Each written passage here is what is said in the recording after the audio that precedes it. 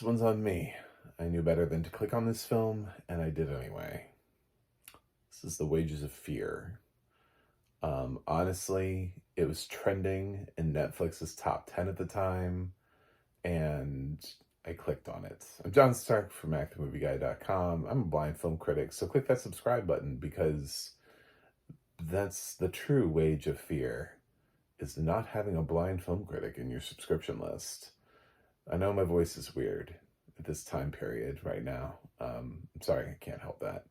I don't have much of a voice, but still want to record some videos. So, The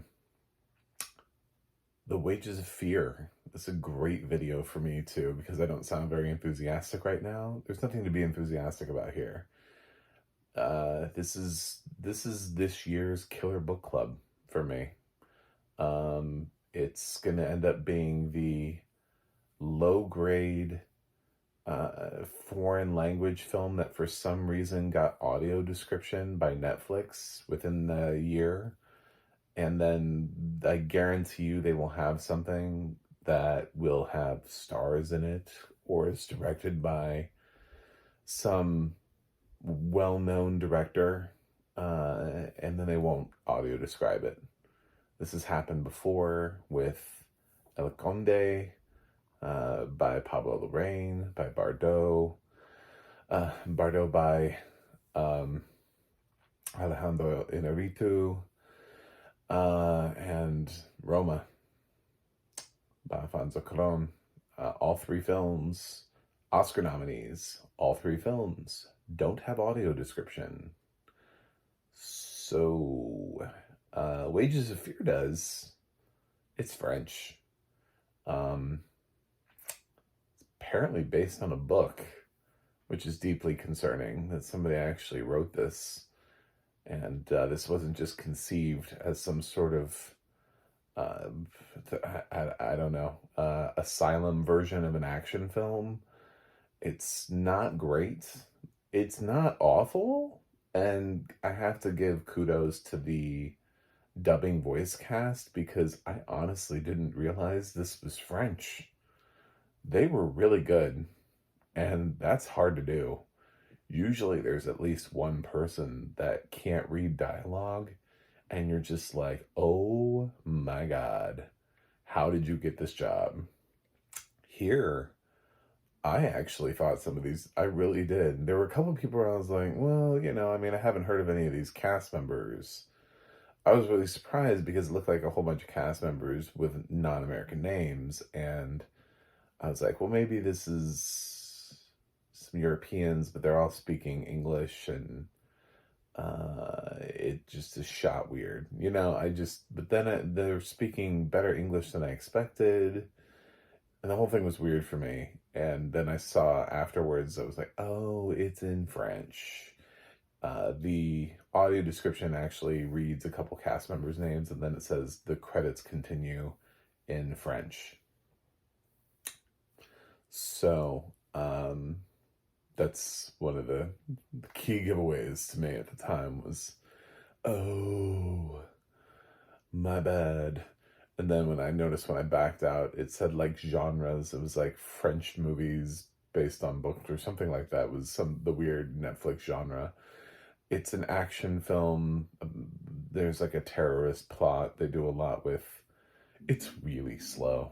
Shouldn't even matter. I don't even want to talk about this film. It's got really bad dialogue in it. There's this one random sex scene, and then later on, when they're trying to put together this team, the guy and the girl see each other again, and you hear somebody go like, is this going to be a problem? And then the girl goes, no, we used to fuck, but we're fine. It's just like, oh my God, this dialogue is just...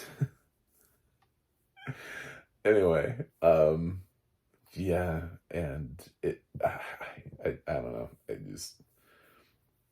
not a great film. It's very slow. It is a slow action movie. They have that stereotypical scene where they run into people who shoot their guns in the air. I just want to see once that scene where the bullets come back down. You know, if everybody fires the bullets and the bullets come back down and just start like hitting the people who fired the guns. I think that that would be hilarious. Somebody needs to do that.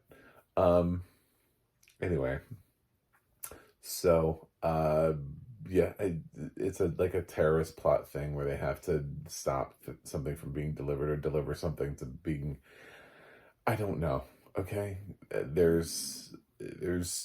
scenes in here. There's this whole big thing where this landmine, and they're like, it's these two brothers, Fred and not Fred. I don't know. I don't know what Fred's brother's name is. I can't remember, Ryan or something like that. And they're standing on a one of them's on a mine. He's like, I'm not gonna leave you. Yeah, you. I'm not gonna let both of us die. It feels like I'm like, okay, well, we've seen this scene 1,000 times before. Surprisingly, plays out maybe a little bit differently than you would expect it to, but not that much. Um, what I really wanted to talk about here is the audio description. That's the whole reason I made this review. So let's fuck the movie, get to the audio description. Um, it's AI. It's very noticeably AI. And I want to talk about this on a multi-layer thing. So it's better AI than I've heard. And it's AI. Don't tell me it's not. Don't do that. Don't try to tell me. I've had people who are like, "That's not AI, that's a person," on some other films, and I'm like, "That's a horrible person. Then that is a terrible, awful human narrator." Um, this is definitely AI. It sounds like it's AI. It can't pronounce words correctly, like it's like a screen reader. Like a lot of our screen readers don't pronounce words correctly. Um, one of the dead giveaways was the Granada launcher. I was like, the what launcher? Excuse me? They picked up the what launcher? The Granada? Oh, okay. You're telling me that I'm supposed to believe that they hired a human narrator that looked at a script and saw the word grenade and said Granada and saw it followed by launcher and thought it was Granada launcher. No. Fuck you. No, I'm not doing that. This is AI. I'm not even entertaining the idea that it's a human. This is an AI voice that is being used to narrate this film. Um, they also use variable speed on the narrator's voice, so it speeds up when they need to cram narration, which actually allows for more narration. It's a very interesting test subject for people who go, do we want this in our film? Is this how we want our film to be? Watch this shitty film and figure out for yourself, is this how you want your narration? The voice is actually better than some stuff that is human narrated. Right now I'm watching The Good Doctor and Abbott Elementary on ABC, which they have changed their narrators to in the most recent season, to Vitek, who is using a narrator for those shows who does not sound human. He has a voice that sounds like it could be AI, or sounds like he's trying to be AI, and is sucking the life and soul out of two shows that have a lot of life and soul in them. I would prefer this voice. This voice is written to sound pleasant, and therefore it's kind of an odd choice for something like The Wages of Fear. It's female voice. I don't want to say that females can't narrate action movies, because they absolutely can, but it is kind of a little bit more of a pleasant voice than this, and instead of that sort of like boring, droning, neutral voice that just doesn't sound like they want to be there. I would also shout out The Traders on Peacock, that narrator. I don't like him. He can quit too. So there are a couple narrators who I'm just like, this voice has more life in it and it's not real. So, yeah, it just, it's actually a higher quality AI voice than I've heard before. Amazon has used a lot of TTS stuff, and it's when you can hear it, when you really hear it, you really hear it. This is better. This sounds a little bit closer to somebody once played me their Google Assistant that answers their phone for them, and I couldn't tell. I was like, "That's AI? That's so disconcerting," because I would not have known. Um, it was really good. This is right below that. This is a step below that. It's like you can tell because they haven't gone through and had the time to make sure that it pronounces all of the words correctly. And so when you get to something like Granada, you're like, oh, okay, it's AI. If you were like on the fence, if you were like, oh, this is a really weird voice, I wonder if it's AI. Granada launcher. Oh, okay, never mind, it's AI. Um, yeah, and I think that also lets them speed up and slow down the voice a lot easier uh, in the context. There's a little bit of balancing issue in terms of the sound. It's not worked so seamlessly in, but it's a lot better than I've seen with a lot of other projects, including ones that I know are human narrated. Amazon has had some recently, Ricky Stenicki being one of them, where it's not balanced correctly. Foe was really awful.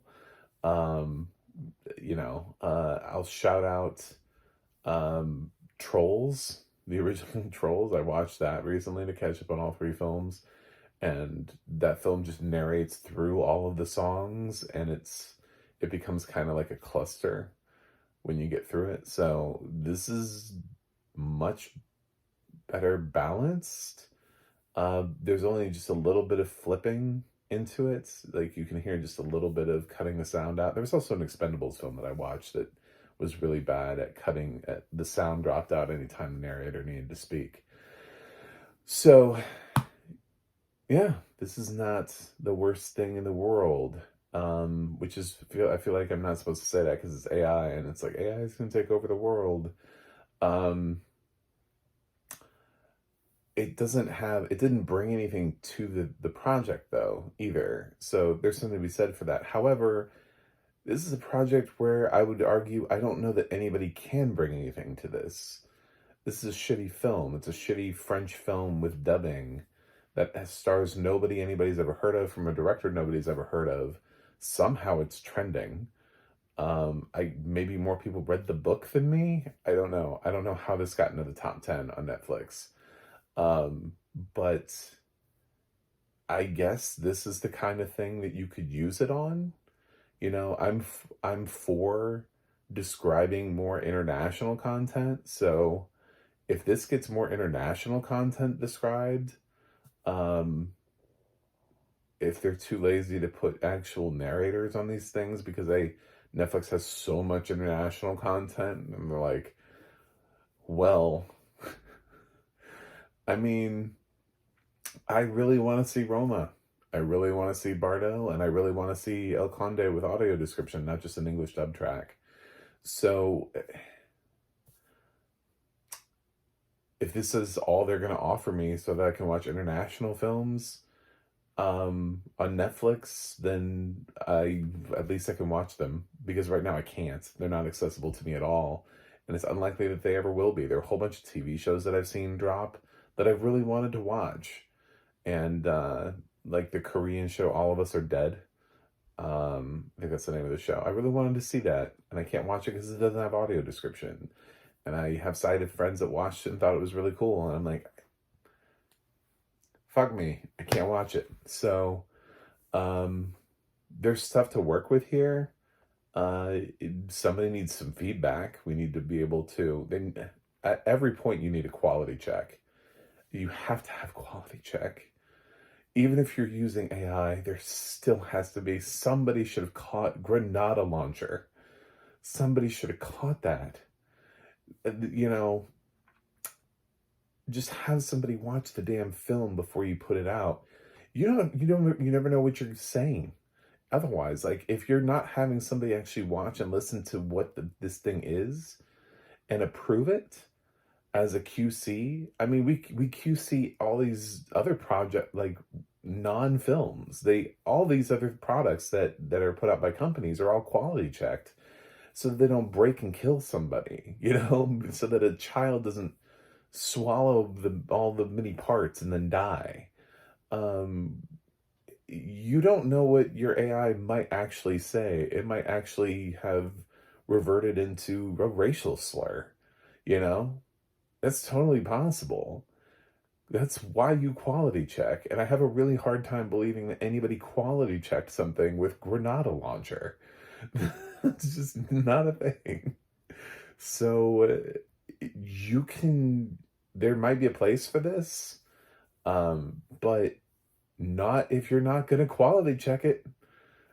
You can't just rely on an AI voice to pick up everything the way you think it does. And just be like, oh, it'll be fine. It's AI. It's smart. No, it's not. It's actually not that smart. Anyway, um, this movie is ass. But if you want to try to see what this is like, I would call it elevated AI. I'm not going to totally rail against it because, as I said, there are a ton of old movies that we're never going to get audio describe human narrators for. They're never going to pay for them. They're never going to do that. There are a ton of international films from all sorts of countries. There were Oscar-nominated films last year, never got audio described.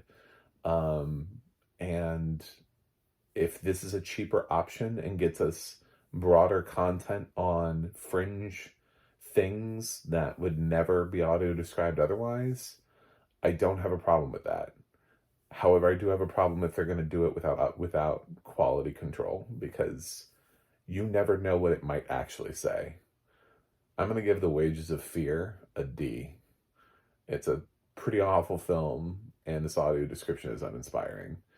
So that's the other thing, is you're never going to hear me go, oh my God, this audio description is amazing. If you keep using AI audio description, I'm never going to be like, oh my God, thank you so much for this fake ass audio description. But I did watch a shitty French action movie with a cast featuring no one I've ever heard of because Netflix was willing to do this. So I guess that's something, because normally this would have debuted on Netflix with no audio description. So, anyway, thanks for watching, thanks for subscribing, and I will see you guys on the other side.